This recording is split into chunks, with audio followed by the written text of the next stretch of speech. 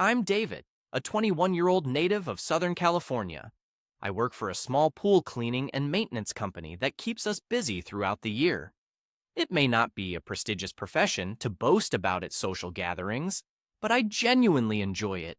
It keeps me occupied, covers my expenses, and lets me spend most of my time outside soaking up the sun.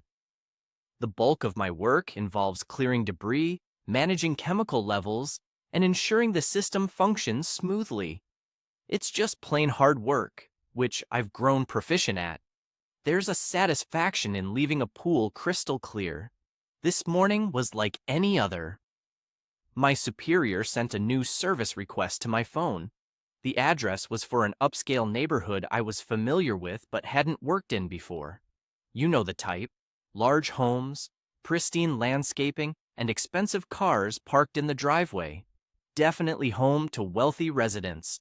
The note specified that the client required chemical adjustments on cleared dirt areas and a standard system inspection. It should be straightforward. I organized my equipment in the vehicle, inputted the address into my GPS, and departed with my customary playlist playing loudly. However, as I navigated through the lengthy, winding driveway, my jaw subtly tightened. The grandiose Spanish-style mansion was impressive, with towering hedges, immaculate white stucco walls, and substantial black iron gates. I parked beside, a pristine new Range Rover drawing my attention to my clipboard, before taking a deep breath and approaching the front door. I knocked once, and following a brief pause, the door swung open. It was at this moment that I encountered her for the first time. She seemed to be in her early 40s, but there was something peculiar about this age. She was tall and slender, possessing the physique typically acquired through years of morning Pilates and balanced nutrition.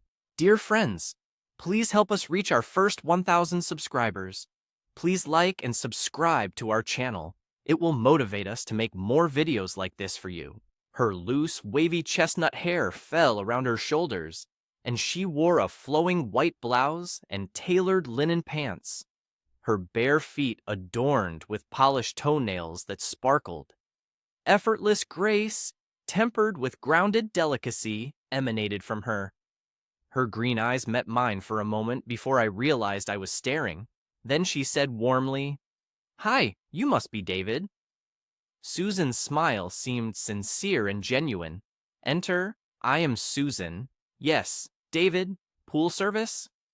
I replied nervously, clutching my clipboard like a talisman. Other early clients would point to the backyard and retreat without looking back. But not Susan. Instead, she moved aside and gestured for me to enter, welcoming me as both a guest and an assistant.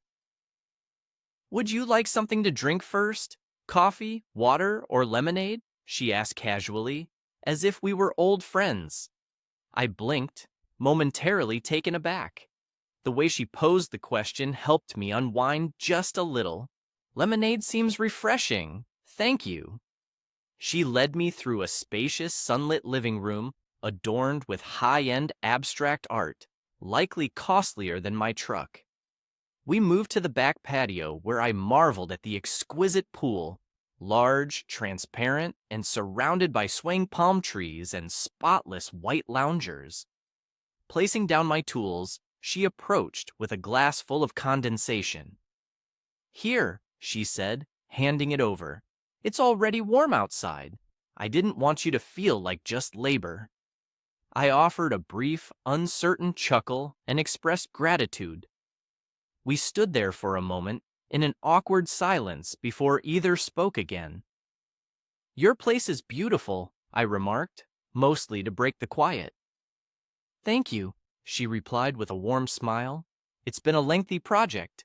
She confessed she had forged her career, amassed substantial wealth, purchased her desired home, yet was pondering what lay ahead next. A faint chuckle escaped her lips, followed by a softer tone. She resided there alone. Silence could be deafening at times.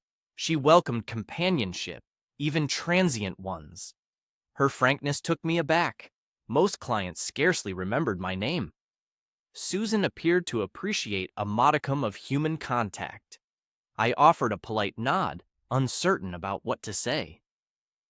"Perhaps I should begin," I suggested, placing the lemonade aside.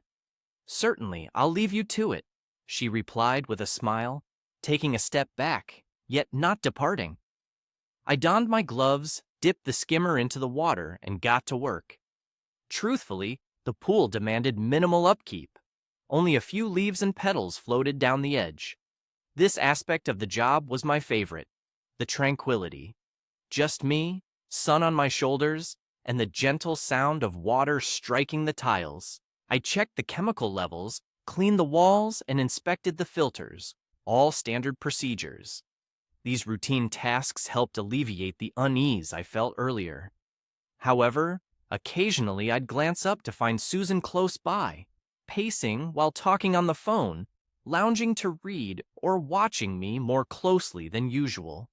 I convinced myself it was a figment of my imagination, dismissed it, and focused on my work. Approximately an hour later, I was kneeling near the pump controls cleaning the casing when I noticed a shadow pass over me. I looked up.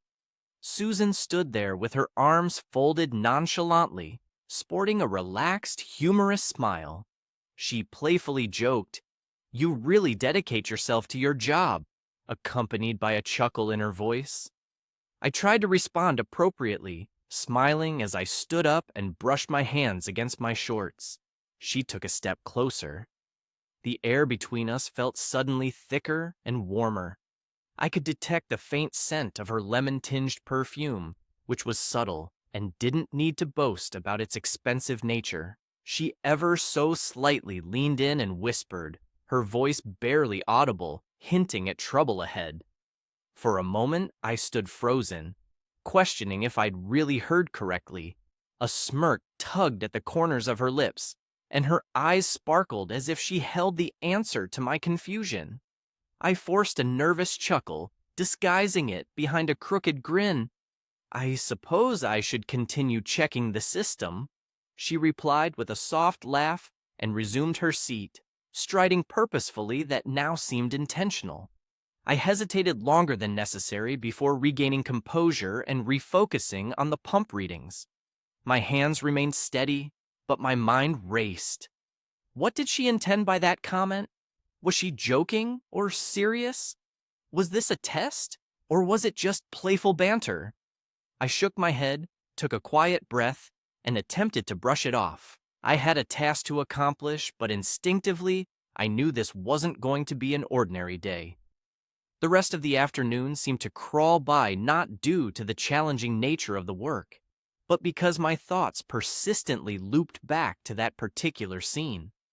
I repeatedly attempted to stay composed and professional, but each time I saw her reclining in a chaise lounge, shaded by sunglasses while leisurely perusing a magazine, a certain statement echoed in my mind.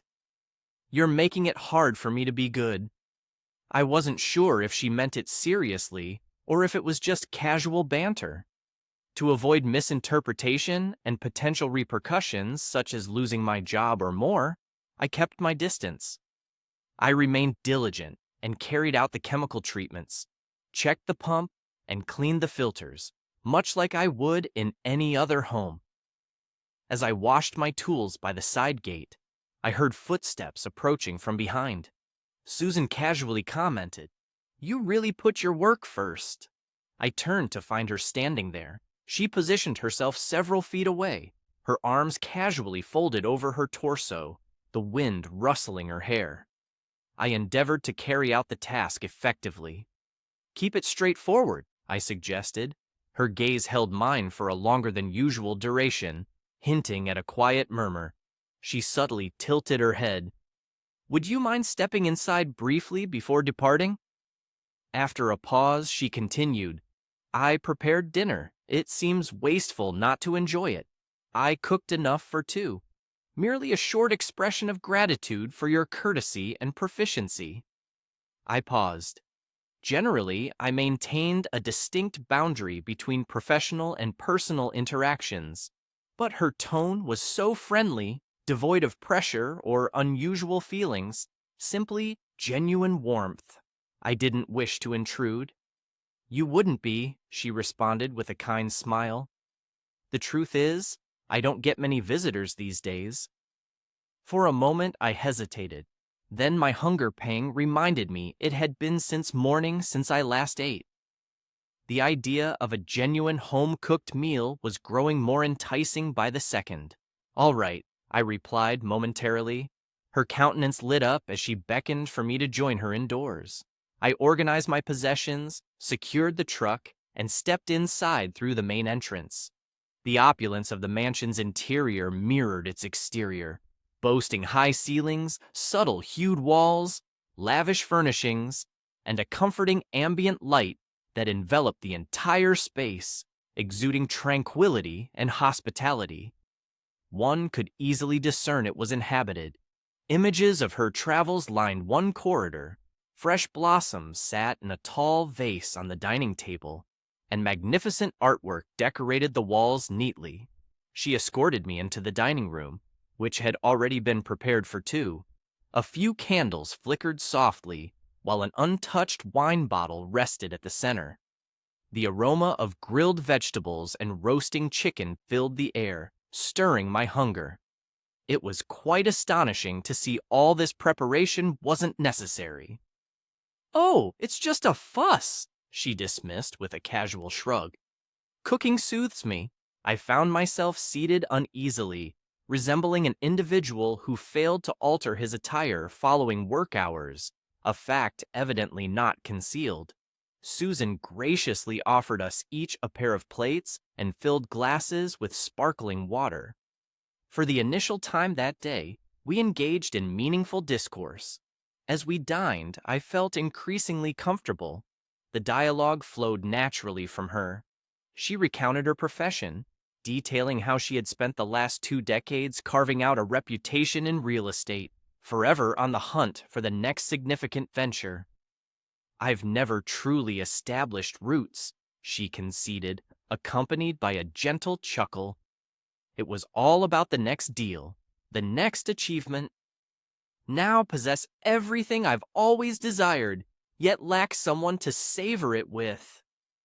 I subtly nodded and attentively listened. This wasn't the narrative I anticipated from an individual seemingly in control of her life.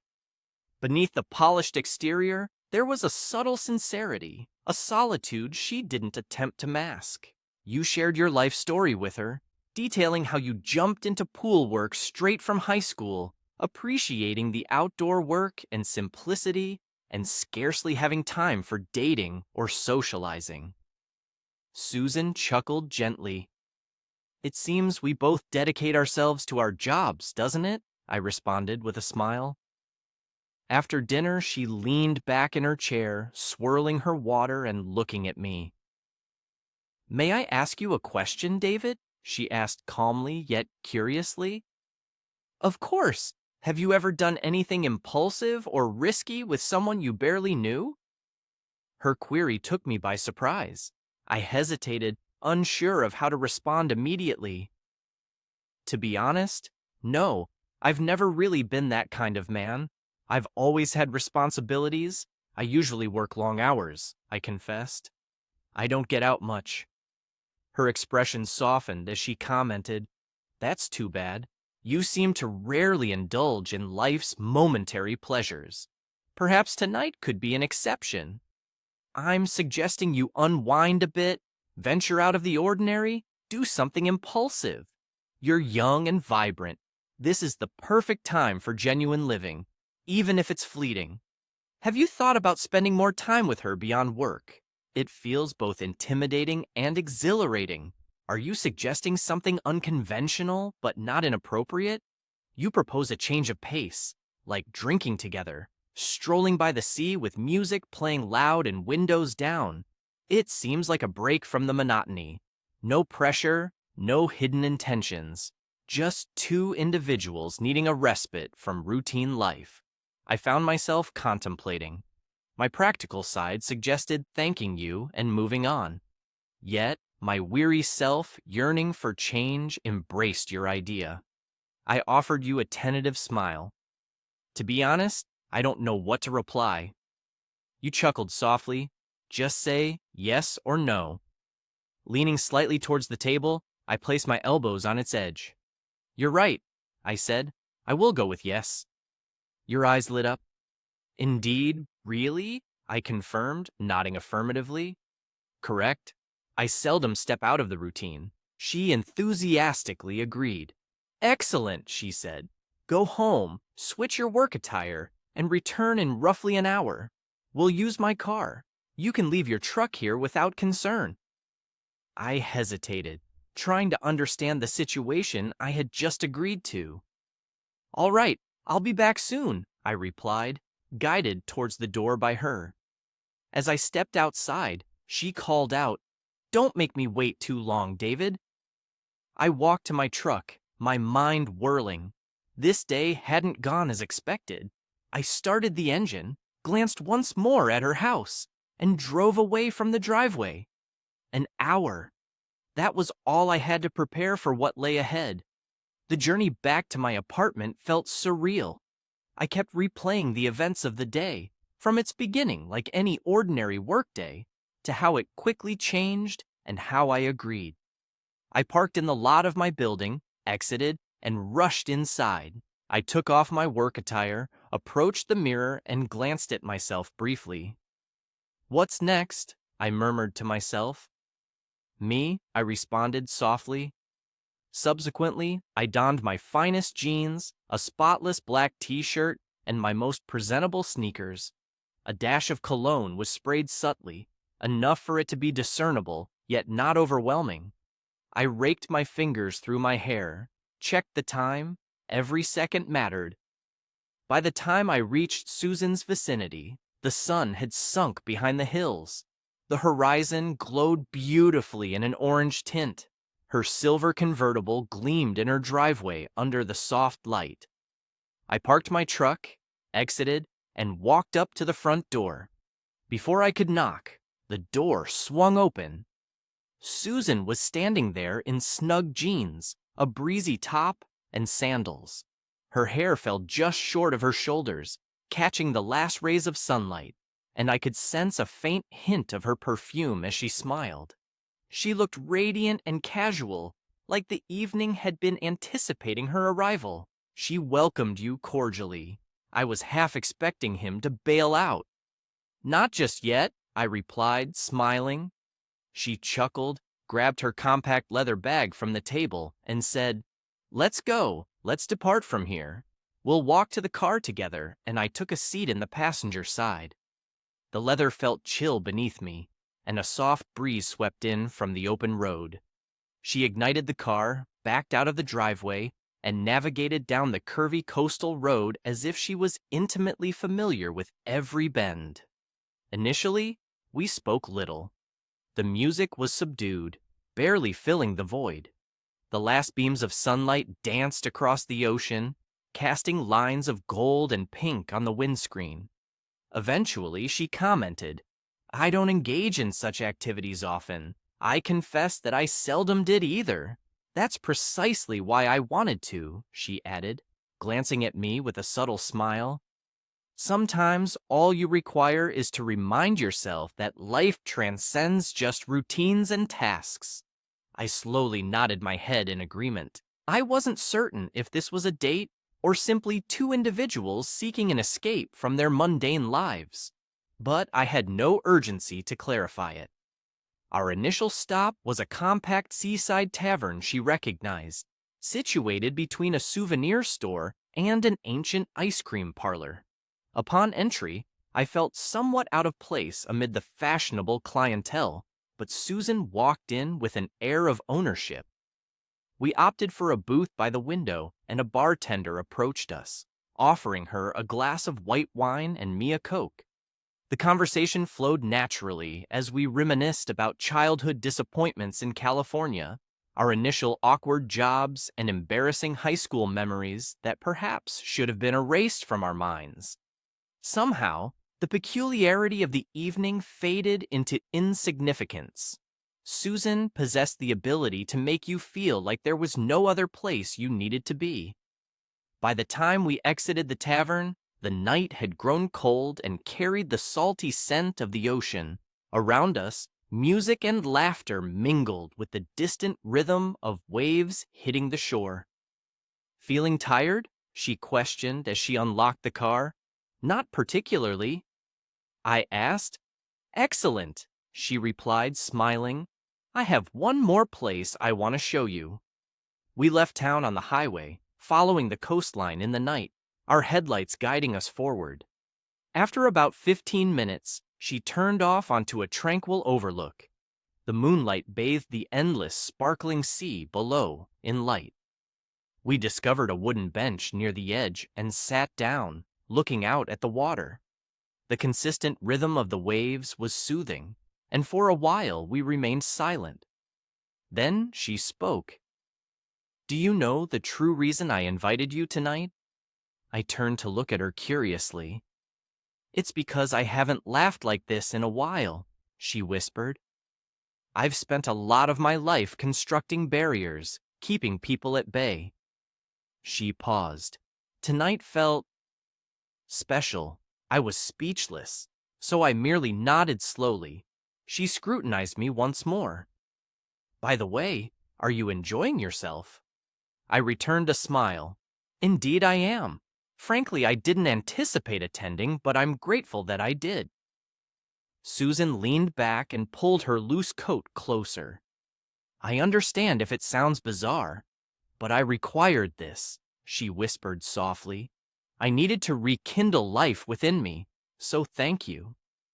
I studied her for a moment before we fell into a mutual gaze. There was no hint of romance in the silence, merely a harmonious comprehension between two strangers who somehow found themselves sharing the same moment for an evening. We lingered on, conversing about existence, its swiftness, our regrets, and aspirations. Our conversations flowed effortlessly like the river beneath us. Eventually, Susan stood up and stretched her arms. "All right, let's go. We should return now." After acknowledging that we shouldn't prolong the night, we returned to the car, finding the journey home tranquil and peaceful. The city lights shimmered faintly in the horizon, and for once, silence felt harmonious. Upon reaching her driveway, she switched off the engine and turned towards me. "I had a delightful evening tonight," she murmured. "Me too," I replied. She paused briefly before flashing another smile. "Though I said no pressure and no expectations earlier, would you care to join me indoors for a bit? I brewed some coffee earlier. If you'd rather have tea, that can be arranged as well." I studied her face, sensing no coercion or ulterior motive, only warmth and an unwillingness to end the night. "Yes," I agreed. "Coffee sounds appealing." We both stepped out and moved towards the front door, the porch light bathing us in a warm glow. For the first time in a while, I found myself unburdened by anticipation, merely existing in the moment. Inside the house, a peaceful quiet reigned. Soft lighting radiating comforting warmth, and wafting in the air was the faint scent of freshly brewed coffee. Susan gestured for me to sit at the expansive kitchen island as she retrieved 2 cups from the cabinet.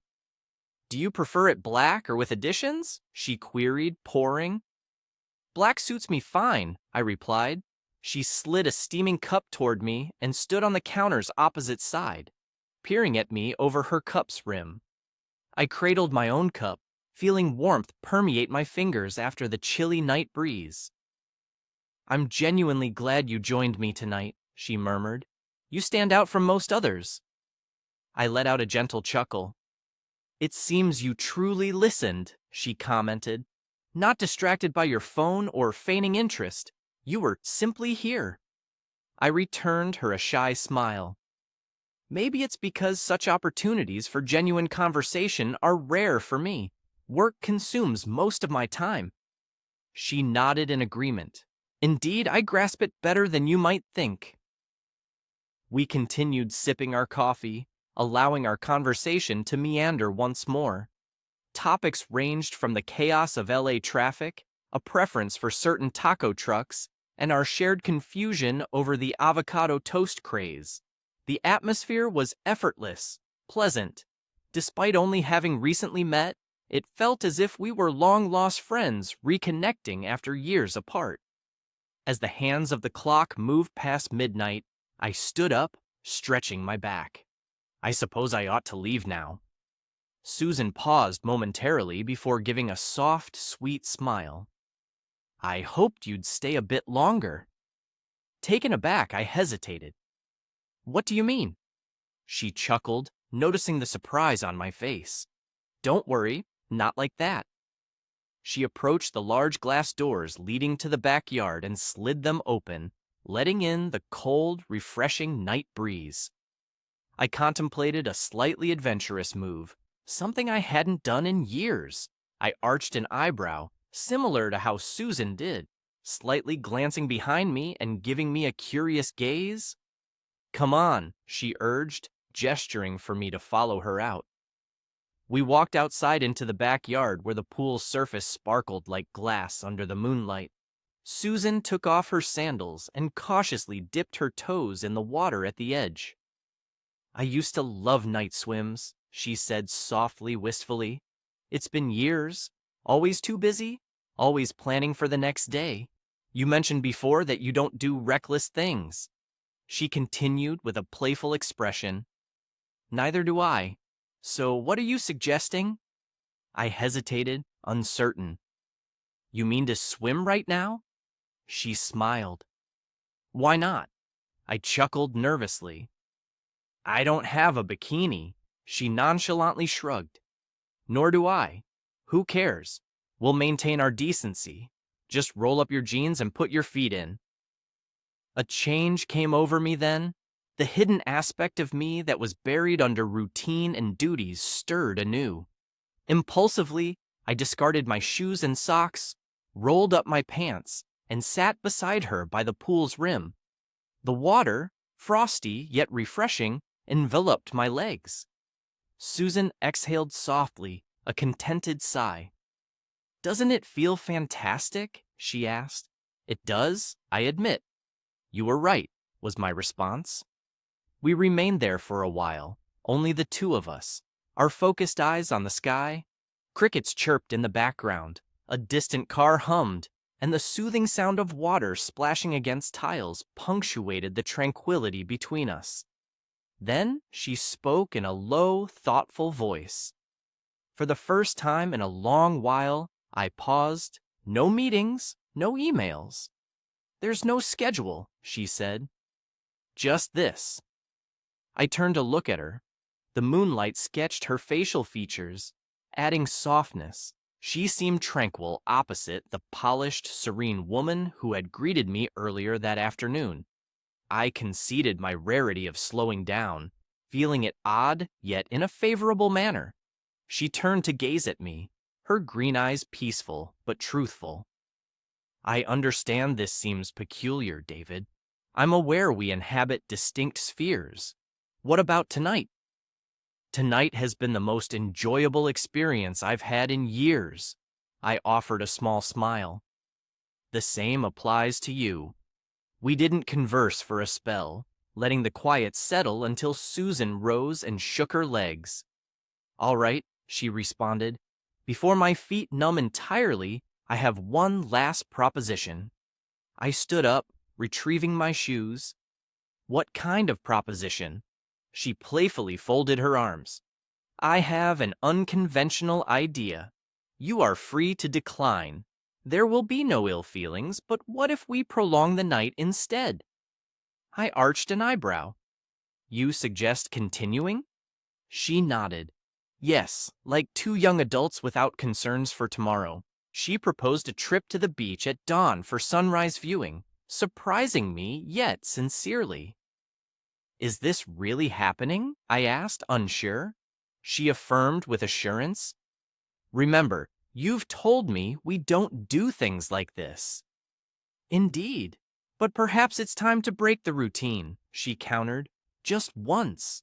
I pondered for a moment, my response already decided in my mind. All right then, I agreed with a smile. Let's give it a try. Joy illuminated her countenance, genuine and almost childlike. Excellent, she beamed. I will go get the blanket. A short while later, we were on our way from her house, the blanket stowed in the trunk and a thermos of hot coffee between us. The night was hushed, one of those rare tranquil evenings where the world seemed to pause its breath.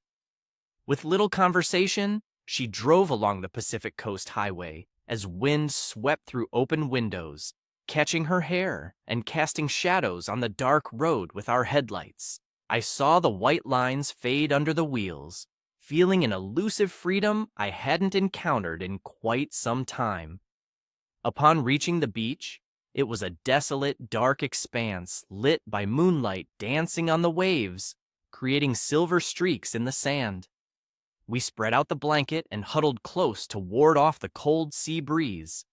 The ocean thundered before us, surging and swelling, while we listened and observed as the sky evolved, from black to indigo with a faint smudge of gold on the horizon. Susan nestled against me, whispering softly, "Thank you for this," she said. "I've truly missed it." I gazed out at the endless water and smiled. I concur.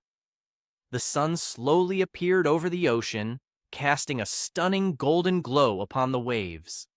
We remained silent, observing as the world stirred awake. Her head stayed on my shoulder, and I made no effort to move. I didn't want her to leave. I had never witnessed a sunrise like that before, especially not with someone like her, uncertain about the meaning of the situation or what would ensue next. Yet unperturbed, Susan eventually rose, rubbing her arms to shake off the chill, offering a weary smile. "Perhaps it's time we head back," she suggested playfully, hinting at my pending work obligations. I chuckled, acknowledging, indeed, my supervisor might find my sudden absence rather curious. We folded the blanket together as Susan brushed off sand from her pants, and we walked towards the car in silence. The atmosphere between us was peaceful rather than tense. Our ride back was calm and quiet. Susan kept one hand on the wheel and the other on her lap, while the city emerged into sight once more. I stared at the coastline as we traveled, pondering the events of the last 12 hours. By the time we parked in her driveway, the early morning fog had dissipated under the radiant California sun. Exited the vehicle, retrieved my pack from the rear seat, and faced her. "Thanks for last night," I expressed sincerely, as it was unprecedented for me. Susan flashed a grin and leaned casually on the car door's top. "It is you who deserves gratitude," she replied. "I haven't felt this invigorated in years." In an uneasy silence, we stood, neither willing to initiate farewells. Then, in a softer tone than normal, she spoke. "Listen," she said, her gaze fixed on mine. "I understand you have commitments, your career and mine." A brief pause followed as she chose her words carefully. "I'm not asking for anything substantial, no demands, no labels, but if you ever wish to meet again and find the time, I would be pleased. There's no obligation." My smile widened slowly. "I'd welcome that too." Her smile deepened and her eyes softened a bit. "Good. That works for me. Hurry up or you'll be late." I acknowledged and headed towards my truck, but halfway there, I halted and turned back. "Hello, Susan?" "Sure, can I text you later?" She chuckled softly, leaning against her car with a playful grin. "You're exceptional." I smiled, waved, and climbed into my truck. Driving to my next assignment felt dreamlike. It was as if I hadn't truly awoken from a night that had turned an ordinary weekday into one of the most unexpected and unforgettable evenings of my life. I found myself glancing at my phone, hoping for her message before finishing my conversation. Over the following months, an unspoken bond developed between us. There was no official agreement or lengthy talks, but occasionally, after a tough day, I would drop by. Sometimes we dined together. On other occasions, we sat by her poolside, talking till the stars came out. Occasionally, we'd jump in the car and head up the coast with the windows open and the music soft, mirroring our first drive. We've always preferred simplicity. From the start, we decided to avoid complications. No titles. There was no stress, no attachments, no envy, no turmoil, just two people who genuinely liked being together. I never disclosed Susan to my work or friends. It wasn't a secret, it was just ours, private, serene, untouched by the public eye. Perhaps that's why it meant so much. As months passed, not much altered. I continued with my usual work of mending roots and clearing leaves, and occasionally I'd receive a note from her. "If you're free, come over. I have wine or coffee." I always went. Now, reminiscing about that day, inputting her location into my GPS, driving up that lengthy road, hearing her voice laugh beside the pool, I still grin. That pivotal day subtly transformed my life's trajectory, unbeknownst to me at the time. Though we weren't conventional partners, we hadn't presented each other to our friends or met families. Yet there was a period of harmony. We were individuals who alleviated each other's emptiness without trying to claim it. Sometimes, I still receive messages from her. These moments transport me back to the past. I remember everything: her laughter, the silver convertible, the blanket on the seashore, the sun reflecting off her hair. But mostly, I remember the start. One sentence delivered with a smirk and a glint in her eye. "You make it challenging for me to be virtuous."